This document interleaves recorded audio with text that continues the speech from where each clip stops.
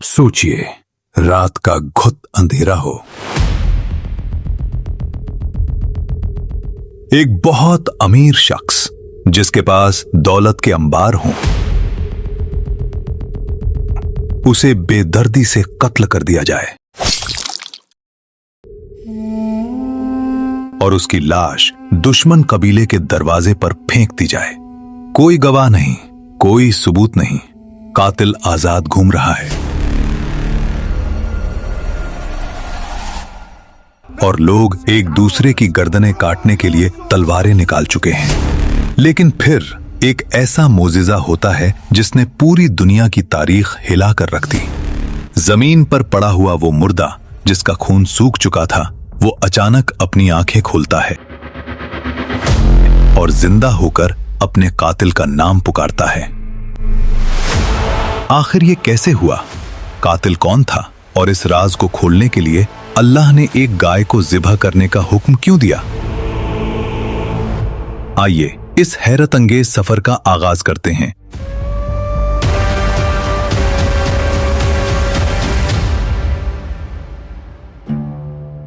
हजरत मूसा अलैहिस्सलाम का दौर था। बनी इसराइल की कौम अल्लाह के अजाबों और इनामात को अपनी आंखों से देख चुकी थी। इस कौम में एक बहुत ही मालदार और अमीर शख्स रहता था। मुफस्सिरीन बयान करते हैं कि इस शख्स की अपनी कोई औलाद नहीं थी जो उसकी दौलत की वारिस बनती। उसका सिर्फ एक भतीजा था, एक जवान लड़का जिसके दिल में अपने चाचा की दौलत का लालच कूट कूट कर भरा था। वो लड़का सोचता, मेरा चाचा बूढ़ा हो चुका है, मरता क्यों नहीं? इसकी मौत के बाद ये सारा खजाना मेरा होगा। दौलत की हवस उस पर इस कदर हावी हो गई कि एक रात शैतान ने उसके दिमाग पर मुकम्मल कब्जा कर लिया। उसने फैसला किया कि वो खुद अपने हाथों से अपने चाचा को मौत के घाट उतारेगा। रात की तारीकी में जब सब सो रहे थे,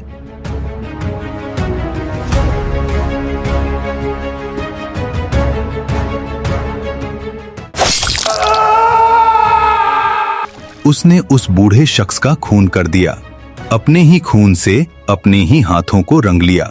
लेकिन कातिल हमेशा डरता है। उसने अपने जुर्म को छुपाने के लिए एक खौफनाक चाल चली। उसने अपने चाचा की लाश को उठाया और इसे बनी इसराइल के एक दूसरे कबीले के इलाके में ले जाकर फेंक दिया ताकि शक उस पर नहीं उन पर जाए। जब सुबह हुई तो कौम में कोहराम मच गया। लाश दुश्मन कबीले के दरवाजे पर थी। अभी कल तक जो लड़का कातिल था, आज वो सबसे आगे खड़ा रो रो कर अपने चाचा के खून का बदला मांग रहा था। वो चीख रहा था, तुमने मेरे चाचा को मारा है, हम तुम्हें जिंदा नहीं छोड़ेंगे। दूसरा कबीला कसमें खा रहा था, खुदा की कसम, हमने इसे नहीं मारा, हम नहीं जानते कातिल कौन है। लेकिन कोई सुनने को तैयार नहीं था। बनी इजराइल के दो कबीले आपस में एक खौफनाक जंग करने के लिए आमने सामने खड़े हो गए। जब खून की नदियां बहने का वक्त करीब आ गया तो कुछ समझदार लोगों ने कहा, रुको, हम आपस में क्यों लड़ रहे हैं? हमारे दरमियान अल्लाह के अजीम पैगंबर हजरत मूसा मौजूद हैं। हम उनके पास जाते हैं, वो अल्लाह से पूछकर इस मसले का हल निकालेंगे। बनी इसराइल का वफ्द हजरत मूसा अलैहिस्सलाम की खिदमत में हाजिर हुआ। उन्होंने पूरा किस्सा सुनाया और इल्तजा की, ऐ अल्लाह के नबी, दुआ कीजिए और पता लगाइए कि असल कातिल कौन है। हजरत मूसा अलैहिस्सलाम ने अपने रब के हुजूर दुआ की। अल्लाह की तरफ से वही नाजिल हुई। हजरत मूसा अलैहिस्सलाम अपनी कौम की तरफ पलटे और कुरान के अल्फाज में फरमाया, अल्लाह तुम्हें हुक्म देता है कि एक गाय ज़िबाह करो।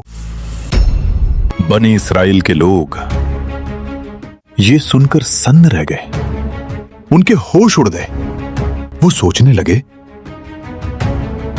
कत्ल का मसला है, तहकीकात करनी है और हमें गाय ज़िबह करने का कहा जा रहा है।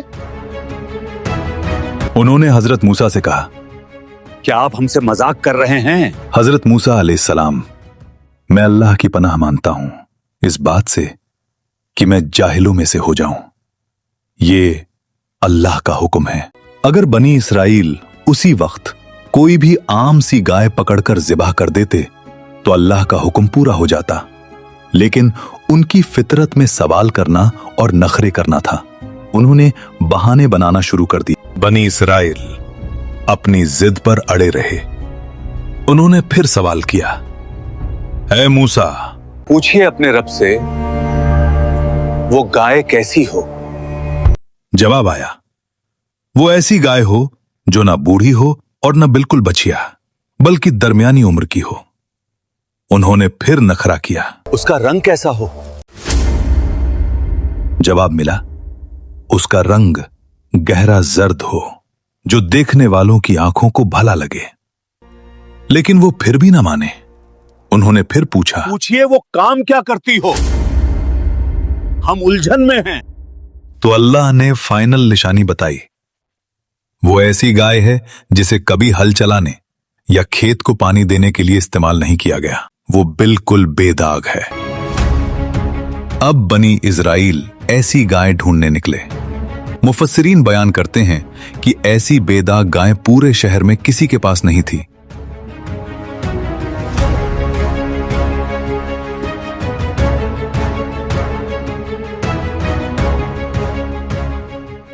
सिवाय एक यतीम बच्चे के। उस बच्चे के बाप ने मरते वक्त वो गाय अल्लाह की निगहबानी में छोड़ी थी, ताकि जब उसका बच्चा बड़ा हो तो उसके काम आए। जब बनी इजराइल उस बच्चे के पास गए तो बच्चे की मां ने ऐसी शर्त रख दी कि सबके होश उड़ गए। गाय तब मिलेगी जब इसके वजन के बराबर सोना दोगे।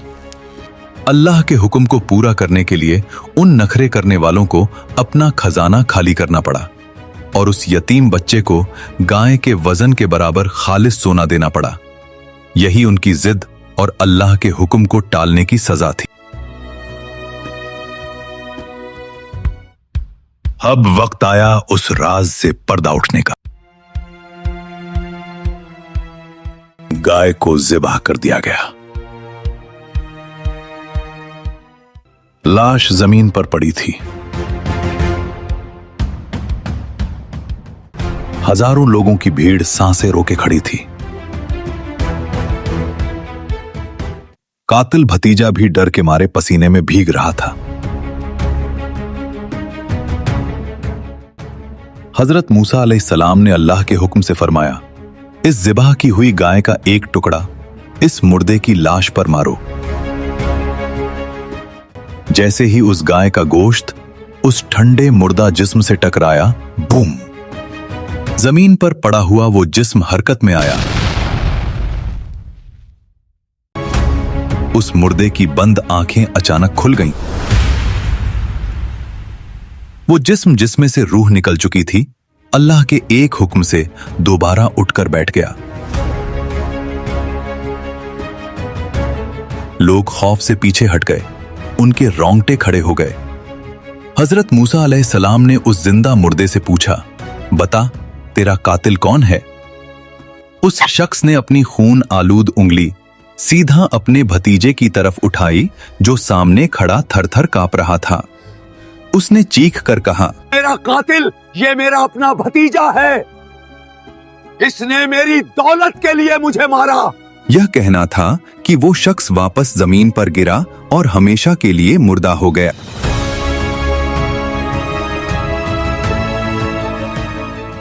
मेरे दोस्तों, अल्लाह इस वाक़ये के आखिर में कुरान पाक में फरमाता है, और इस तरह अल्लाह मुर्दों को जिंदा करता है और तुम्हें अपनी निशानियां दिखाता है ताकि तुम समझ सको। इंसान समझता है कि वो अंधेरे में कत्ल करके या गुनाह करके बच जाएगा, लेकिन जिस रब ने मिट्टी से इंसान बनाया है वो मुर्दा जिस्म के एक टुकड़े से भी सच बुलवा सकता है। दुनिया की दौलत यही रह जाएगी। उस भतीजे को क्या मिला? न दौलत मिली न दुनिया, और आखिरत में आग का अजाब उसका मुकद्दर बन गया। आपको इस कुरान पाक के वाकये से क्या सबक मिला, मुझे कमेंट्स में जरूर बताएं। अगर इस वीडियो ने आपके दिल को थोड़ा सा भी झंझोड़ा है तो इसे आगे शेयर करें। ये एक सदकाए जारिया है। ऐसी ही ईमान अफरोज और सिनेमैटिक वीडियोस के लिए आपके अपने चैनल किस्सा अल हक को सब्सक्राइब करें। अपना बहुत ख्याल रखिए। अल्लाह हाफिज।